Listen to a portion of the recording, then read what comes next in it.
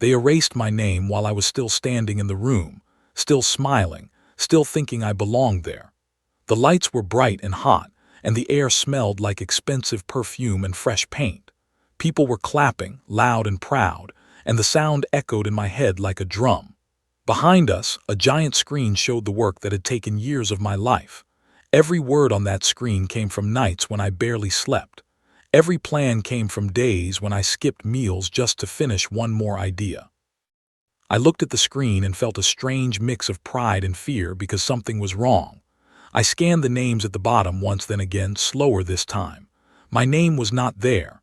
I felt my smile freeze, but I kept it on my face. I told myself it was a mistake. Then someone in the crowd laughed and said, "This is smart. Who built all this?" Before I could speak, the man beside me, the man who once called me his brother, stepped forward and took the microphone. He smiled, calm and confident, and said, "Oh, not him. He helped a little at the start, but we replaced him. He's not important anymore." People laughed. Some clapped harder. Cameras flashed. In that moment, something inside me cracked so quietly that no one noticed, not even me at first. I nodded like I agreed. I even smiled a little wider because my body was trying to protect me. Then I turned and walked out of the room. No one stopped me. No one asked if I was okay. The door closed behind me and the sound of laughter was cut in half, like someone turned down the volume on my life. Outside, the night air hit my face, cool and sharp. My hands were shaking, but my mind was clear. I understood something in that moment that I had never understood before. They did not just take my work, they took my place. They took my story and told it without me, and they felt no shame doing it. I stood there for a long time just breathing. I did not cry. Crying felt too small for what had just happened. I thought about every late night, every promise, every time they told me we were building something together. I thought about how easy it was for them to say I was not important. That was when I made a quiet decision. I would never beg them to see my value. I would never fight them in public. I would never give them the noise they wanted. I would disappear and I would learn. I was not new to surviving. I grew up learning how to survive. Money was always short in my house. Silence was rare and peace was even rarer. I learned early how to stay out of the way, how to listen, how to notice things other people missed. While other kids dreamed of toys or trips, I dreamed of safety. I dreamed of a life where tomorrow did not feel like a threat. Thinking became my escape. I filled old notebooks with ideas because ideas were free and no one could take them from me. Or so I thought.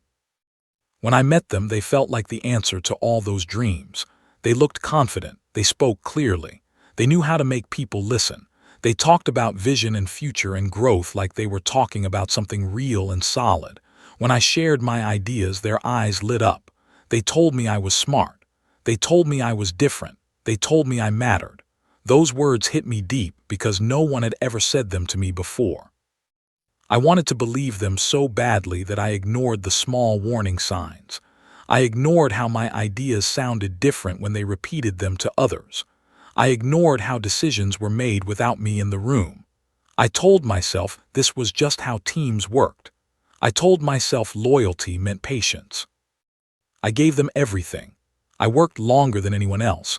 I stayed when others left. I fixed problems quietly and quickly. When something failed, they called me.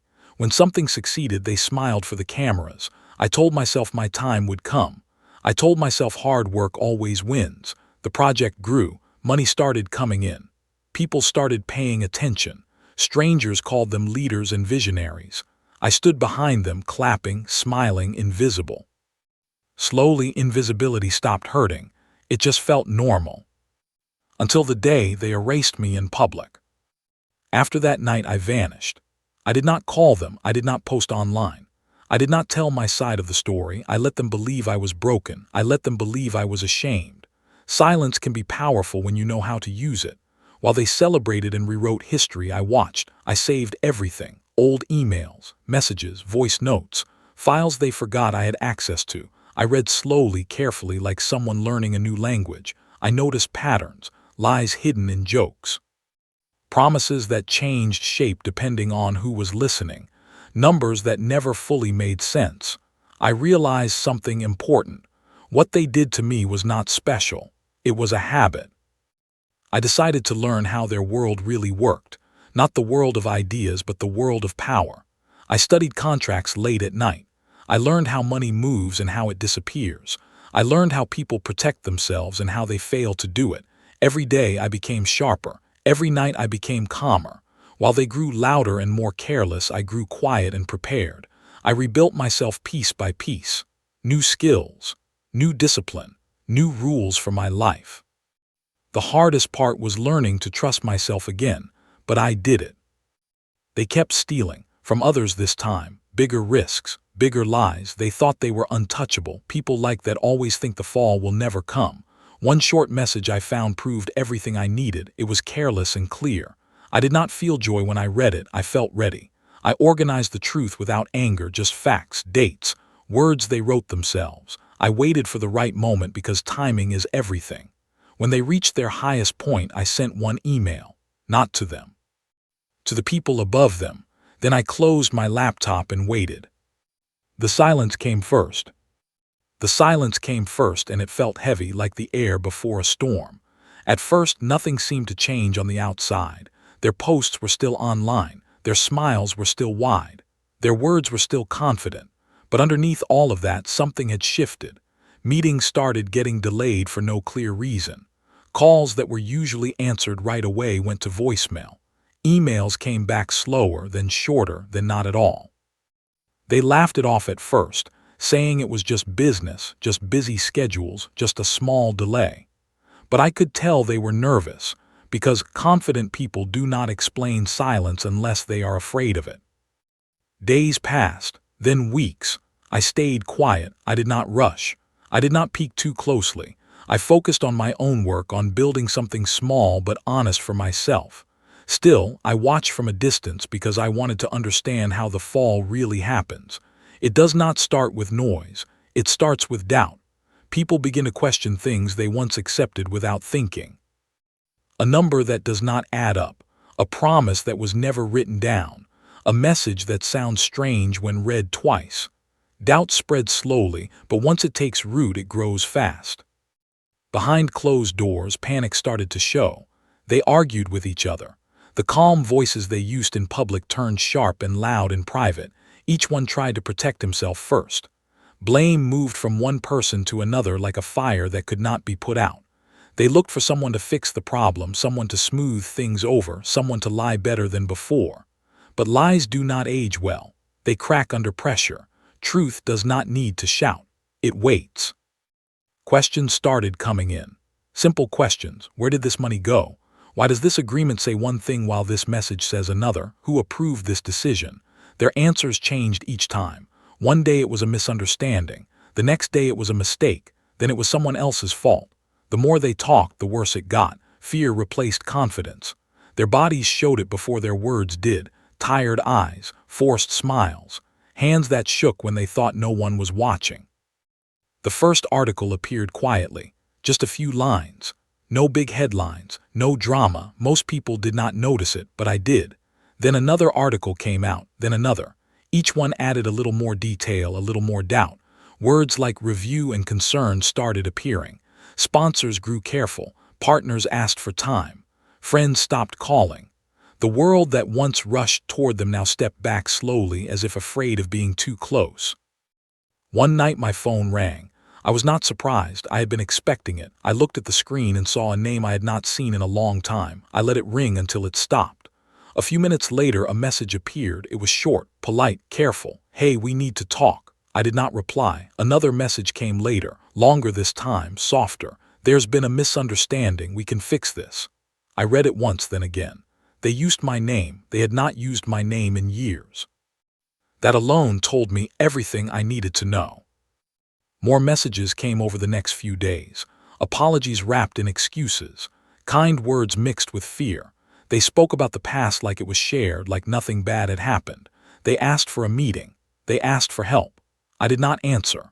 Not because I hated them, but because I was done giving pieces of myself to people who only remembered me when they were losing control. Some doors close loudly. Others close so quietly that the people on the other side do not even realize it happened. Their company began to shrink. Projects were paused. Plans were canceled. People who once followed them closely began to leave. The voices that once filled rooms grew smaller. Power slipped away in ways that could not be fixed with speeches or smiles. I watched without joy and without pain. I felt calm. That surprised me. I thought revenge would feel loud, maybe even sweet. Instead, it felt like relief. Like putting down a heavy bag I had been carrying for too long. While all of this was happening, I was building something new, slowly, carefully. I chose people who listened, people who asked questions, people who believed credit should be shared, not stolen. This time I put my name on my work without fear. I spoke when something felt wrong. I walked away when something felt dishonest. I learned that peace is not something you find after winning. It is something you choose while building. Months passed. The noise around them faded. The world moved on as it always does. I stopped checking. I stopped caring. My life felt fuller in quiet ways. Mornings felt lighter. Nights felt calmer. I slept better than I had in years. Sometimes I thought about that room, the laughter, the screen with my work and not my name. It no longer hurt. It felt distant, like a story I once heard about someone else. I understood then that they did not really erase me. They only showed me who they were and who I never wanted to become. They taught me that loyalty without respect is just slow self-destruction. They taught me that silence can be strength and patience can be power. Most of all, they taught me that winning does not always look like standing on a stage with people clapping. Sometimes it looks like waking up calm, building something honest, and knowing you never have to explain your worth again. If you are listening to this and you feel invisible, if you feel used, if you feel like your work has been taken and your name forgotten, remember this. Not everyone who is quiet is weak. Not everyone who steps back has lost. Some people are simply learning, and when they rise again, they do not need applause. They already know who they are. They erased me publicly, but they could not erase what I had learned about myself in all those nights of writing, planning, and thinking. I realized that strength is not shown by noise or applause. Strength is quiet. Strength is persistence. Strength is patience. While they scrambled and stumbled through the first cracks in their empire, I was learning to move silently, to observe carefully, to build slowly. Every email I had saved, every message, every document became a piece of armor, a key to understanding how the truth could topple the lies they had told for years. I did not rush. I did not yell. I waited, because timing is the difference between failure and complete victory. I had watched enough stories, read enough cases, to know that a toppled empire often falls from inside first, and the louder the people proclaim their power, the faster it can collapse. Weeks turned into months and I stayed in the background. They grew careless, overconfident, and complacent. They posted more online, bragged about their accomplishments, gave interviews, and laughed at the world in public, all the while forgetting the quiet shadow that watched from the edges. I studied their moves, their interactions, their messages. Every slip, every exaggeration, every careless lie was a thread I could pull later to unravel the fabric of their lies. People who believe they are untouchable always leave cracks. I just needed patience to find them all. They began to make mistakes. The first was small, something almost unnoticeable if you were not paying attention. A number reported incorrectly in an official document, a misaligned contract, a date that did not match. At first they ignored it, assuming no one was watching, but I was watching. I noticed patterns. I noticed the repeated mistakes. I noticed that every lie they told, every omission, created a trail that could not be erased. Slowly the questions started to come. Not from me, not yet, from auditors, from partners, from sponsors. Simple questions that seemed harmless but required exact answers, and they could not give them. They faltered. They hesitated. Their rehearsed smiles slipped. The confident voice of a year ago was replaced by tension and nervous laughter. They argued among themselves. Blame moved from one to the other like a poisoned coin being passed back and forth. I watched quietly, because this was the moment I had been waiting for. The moment where silence does more than noise ever could. They reached out to people they trusted, hopping for rescue, hopping for guidance, hopping to regain their grip on the world they thought belonged to them. But I had anticipated that. Every message, every document, every careless confession I had saved became a shield around me and a hammer against them. They did not know it, but every effort to hide their tracks only proved the truth further. The first public hint came in a small online post, barely noticeable. It mentioned an ongoing review and investigation. Most people scrolled past without thought, but I knew it was the first crack. Then another post appeared, another mention, another small hint that the foundation of their empire was weakening. Slowly, the network that had once relied on their skill, their confidence, their lies began to pull back. Sponsors asked questions. Partners reconsidered their relationships. Friends who had once seemed loyal disappeared without explanation. The world that had once cheered for them now looked away, cautious, wary, unsure. Then came the direct messages. I did not answer at first. They came through late at night, desperate and careful. Short messages that said, "We need to talk." Longer ones that said, "Please let us explain." Apologies wrapped in excuses, questions hidden beneath polite tones. They had not said my name in years, and suddenly it appeared in every line, as if saying it again could somehow repair what had been broken. I read every one carefully, absorbing the fear that now tinged their words. I did not respond. I did not need to. Their messages were evidence of everything they had lost and everything they feared losing. The company began to shrink, quietly at first. Projects were postponed, canceled, or quietly failed. Investors and partners moved away, not wanting to be near a crumbling foundation. The confident, loud voices that had once filled rooms became small, hesitant whispers. Employees began to leave, sensing the instability, feeling the cracks in leadership. I watched, calm and quiet, because I understood that victory does not need celebration. True victory is having freedom while others panic. Meanwhile, I built my own life, slowly, deliberately. With people who respected my contributions, my ideas, and my effort. I put my name on my work. I spoke openly and honestly. I acted decisively and patiently. I did not seek revenge through loud confrontation or public spectacle. I sought revenge through building something lasting, something real, something untouchable. While they fell, I rose. While they panicked, I stayed calm. I realized, finally, that silence and patience are stronger than anger or noise. The months passed and the noise around them faded. Their empire, once seemingly invincible, now trembled under scrutiny. Audits revealed errors. Contracts exposed dishonesty. Partners and investors questioned the integrity they had once taken for granted. Their public image, once polished and celebrated, began to crack, revealing the reality beneath the smiles. I remained distant, never speaking a word, never needing to claim the spotlight. The work I had saved, the documents I had kept, the quiet knowledge I had built became a fortress around me, and a lever of justice they could not touch. I realized that they had not erased me at all. They had only revealed who they truly were and what they valued. I learned that loyalty without respect is meaningless, that silence is often more powerful than confrontation, that patience, preparation, and understanding timing can accomplish what rage cannot. I also realized that revenge does not have to be loud, nor does it have to be cruel. Revenge can be quiet, patient, and perfect in its timing. I had built a life, an identity, a truth that no one could touch, while they were busy scrambling to maintain a world built on lies. Sometimes at night I remember that room, the clapping, the lights, the screen with my work and not my name. But those memories do not hurt anymore. They are lessons. Proof of how far I have come. I understand now that my strength was never in fighting them openly, in yelling or arguing. My strength was in understanding, observing, and waiting.